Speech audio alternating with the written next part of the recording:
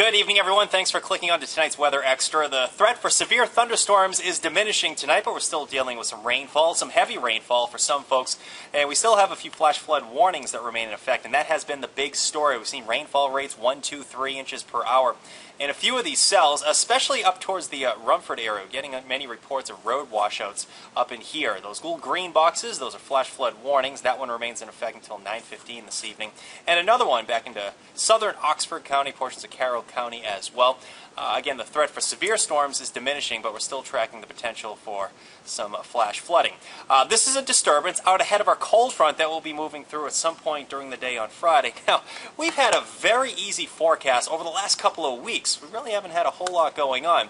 And wouldn't you know it, the most difficult forecast has to be involved with Independence Day. Your July 4th forecast is going to be a tough forecast here. What we're seeing is a cold front to our west, and its associated trough is going to get wrapped up with a tropical system, which is Arthur, a tropical storm down off the Florida coast. So we're going to watch this cold front move through at some point on Friday. At the same time, some of the moisture associated with Arthur is going to get wrapped up in the system. So the timing and the placement still is yet to be determined, just because the storm's a few thousand miles away, but it's looking more and more like we're going to see some wet weather at some point during the day Friday, possibly Friday night and into Saturday morning. So still a lot of question marks there. Let's take a look at the latest info on Arthur.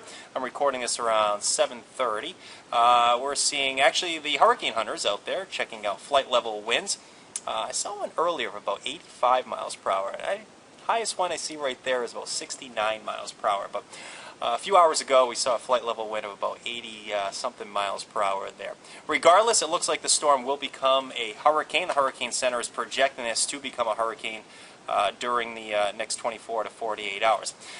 Sustained winds right now are 70 miles per hour, so a strong tropical storm with gusts to 86 miles per hour. The storm is expected to make its closest pass, or its worst impacts, we'll call it, right along the outer banks of the Carolinas, where a hurricane warning has been issued for that location. Now, the good news in our area, the storm is going to stay far enough to our south and east that it's not going to play a huge role as far as damaging winds and tidal surge and that kind of thing. Instead, it's just some of its moisture trying to get incorporated with that cold front and its associated trough during the course of the day, Friday night and into Saturday. This is a forecast model that's handling of it. Notice how it rides up the eastern seaboard, somewhere near Hatteras, 5 a.m. on Friday, as possibly a hurricane. And notice some of its moisture gets involved as the cold front tries to get through here on Friday. You know, earlier in the week, I was hoping that front would get offshore by the time the tropical system would arrive. That would give us a nice day. And it's looking more and more like that's not going to be the case. We're going to see some wet weather at some point during the day Friday night, or early Saturday. Here's your Wave Watch 3 forecast. Surfers are going to like this one, I guess. Out in the middle of the ocean here, we're seeing wave heights probably around 2 feet, 24 feet. So we're talking about a serious storm as far as waves way out in the ocean. Closer to land, we're talking about 3, 4, 5, 6 foot seas closer to the main shore, and its closest pass will probably be early Saturday, so surfers and boogie boarders will like that one. Let's take a look at the timing of this now. Again, this is one forecast model, so try to take it with a grain of salt, but we're getting a better idea of how this is going to play out. Tomorrow we'll start with some hazy sun, very similar to today. Not quite as warm as today, but we should at least make it into the 80s for highs. This is 7 o'clock in the evening. We'll have pop-up showers and thunderstorms. Some storms may become severe again on Thursday. On Friday, notice what's happening again. We're seeing that tropical system trying to send some moisture wrapped up in that trough and associated cold front at some point during the day. This is 3 o'clock in the afternoon. And it looks like some of the heaviest rainfall should stay just offshore, according to this model, during the early morning hours Saturday. But that's something to watch. The heaviest rain indicated by the oranges and the reds right there. Saturday should showcase some improvement at some point during the day. And Sunday looks very nice. Let's head back. I want to take you right back to that other forecast model. This is initialized off of a different model, same storm tracker though.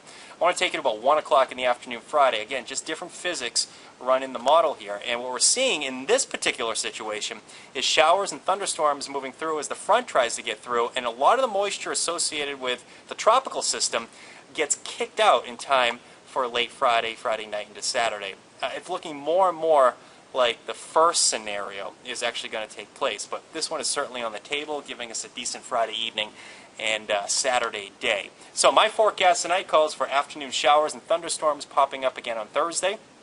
Now on Friday we're tracking more showers. There could even be a steadier period of rain at some point in there. It's still too early to say the exact timing and placement. We're dealing with variables that are a few thousand miles away still. Unfortunately, the only real tricky part of the forecast has to be on Independence Day. I kept the threat for showers and a steady period of rain early on Saturday. We should clear it out at some point, and it looks like we're headed for an overall nice weekend. We just have to get that rainfall moving out at some point early Saturday. That's my best estimate on a Wednesday evening, so we'll keep you updated. That's the way things look tonight. Another update on CBS 13 at 11. We'll see you then. Have a nice night.